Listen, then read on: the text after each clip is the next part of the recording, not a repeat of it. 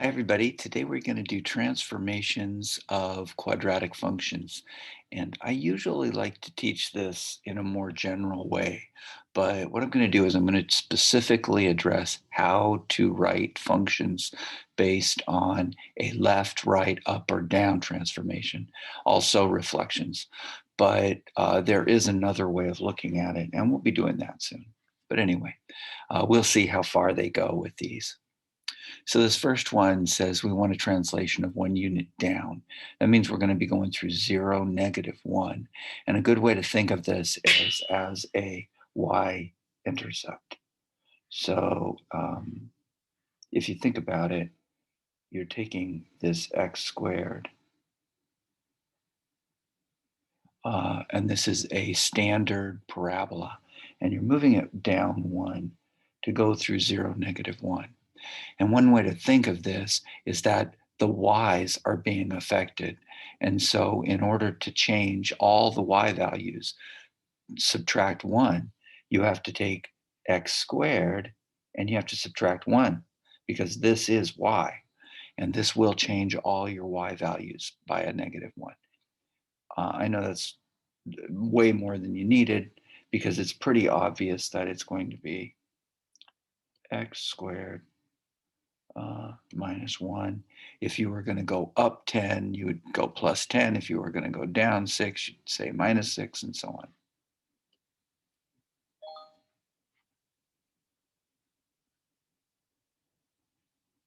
on. Now, 9 units right. We know that x is left and right. This is the x-axis. And to go to the right, you have positive values. And to go to the left, you have negative values. And I'll talk about why it is, but you always do the opposite in order to have that effect. It's like it's it's a bit hard to explain, but in order to overcome the 9 units to the right, I like to think of it as zeroing it out. If I want it to go through the point 9, 0, then I need x minus 9 to make that work. A positive 9 will make this 0.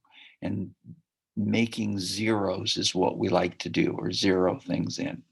So for transformations anyway, we'll get back to that. But for now, just remember that for left and right, it's the opposite of the way you want it to move. And one way to think of it is that it's x minus h. So the h value is the value that you're moving along the x-axis. And the k value is positive. So you leave the signs the same for the y's, and you change the signs for the x's. That's its ultimate change. That's not the reason, but I guess I'm going to have to leave it at that. X minus 9. Come on, squared. Okay, this is going to move it 9 units right. One way to think of it is that that is going to go through the point 9, 0.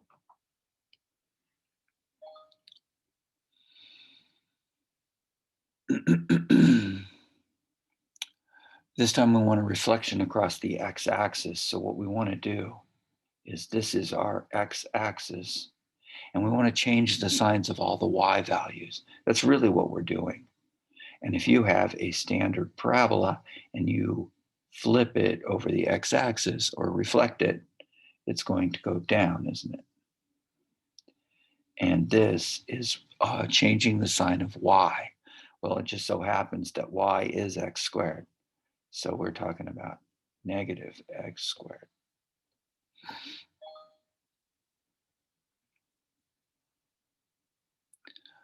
This time we wanted 9 units down, which is x squared minus 9.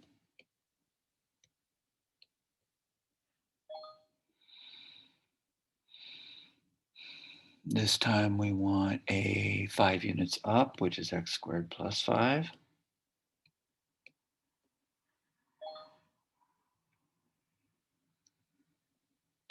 And this time we want it 10 units down, which is x squared minus 10.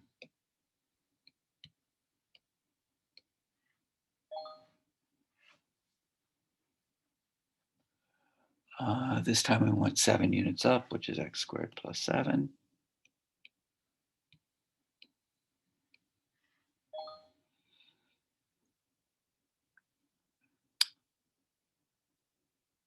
Okay, this one was moved to the 9, 0, which was, of course, the same one that we had before.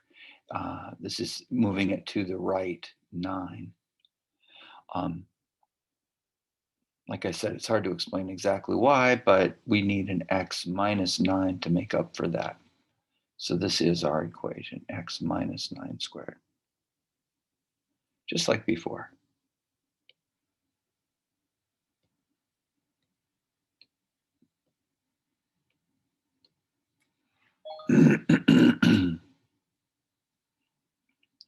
This one moved to the point 0, -6.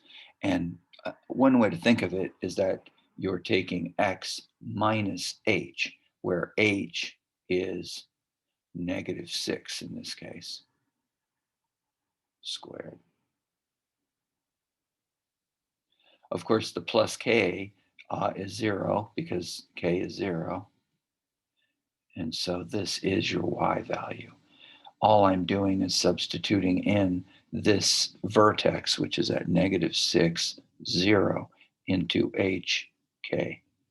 And we'll consider that more when they give you more increasingly difficult ones. But it looks like they're pretty straightforward. This one's going to just be x plus 6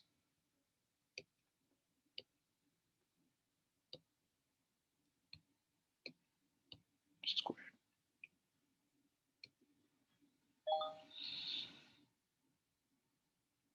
So left and right are reversed, and up and down are kind of what you would expect. Oh, here we go. This is a little more interesting. And I kind of want to explain it. So for those of you who are interested in the why, we might get into that. The vertex is at -7, -3. If you can identify the vertex, you can write your equation. Now, my preference is to think of this a lot like remember when we were doing point slope and you did y minus y1 is equal to m times x minus x1. Remember that? And you had to add the opposite of x and add the opposite of y. So this one would have been, if this was a line through there with a slope of 1, it would be x plus 7 and y plus 3. And the -7, -3 makes it 0. Well, the reason that the y values don't change their sign is because literally they're on the wrong side. They really belong with the y. And we'll get into that when we do more interesting ones in Algebra 2 and Pre-Cal. Anyway, for today, though, we are only interested in changing the signs of the x, which is going to be x plus 7 squared, of course. And then we just subtract the 3. We don't change the sign of the y's, or the y change, rather. This one is going to be 2 units left, which means that we're going to look at x plus 2 squared, and 10 units down, minus 10. There it is. X plus 2, don't forget the quantity squared, and then a minus 10 to make it go 10 units down.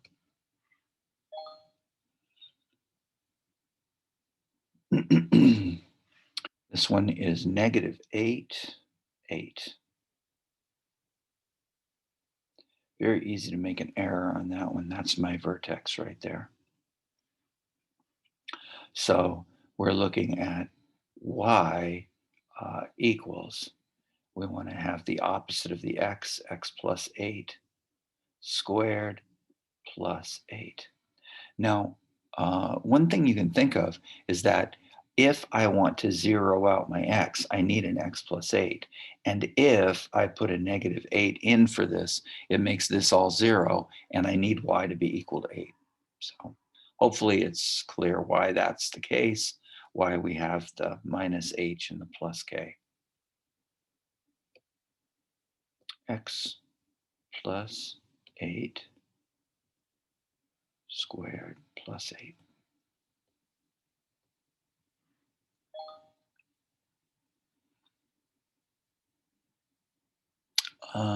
8 units right is going to be the x minus 8, and 5 units up is going to be the plus 5. So there's our that's our quadratic equation. X minus 8, put the square on the outside, huh? Plus 5. And we're getting there. All right. We've got a 6, -1 as our vertex. And we want to write the equation. So remember that we want to do the x minus. Now most students are going to think, I'm going to do the opposite for x, but that isn't the way I want you to think of it. I want you to think of what x expression do I need to make 6 equal to 0? And it will be easier to think of it later if you do it this way. And that's squared. And then I need the -1, because when I put the 6 in, I do get a -1. And oh, that was it. Um, we'll get into more detail when we get to the conic sections, but I hope you guys will try it. And remember, opposite of x, same for the y. Have a nice day. Bye, guys.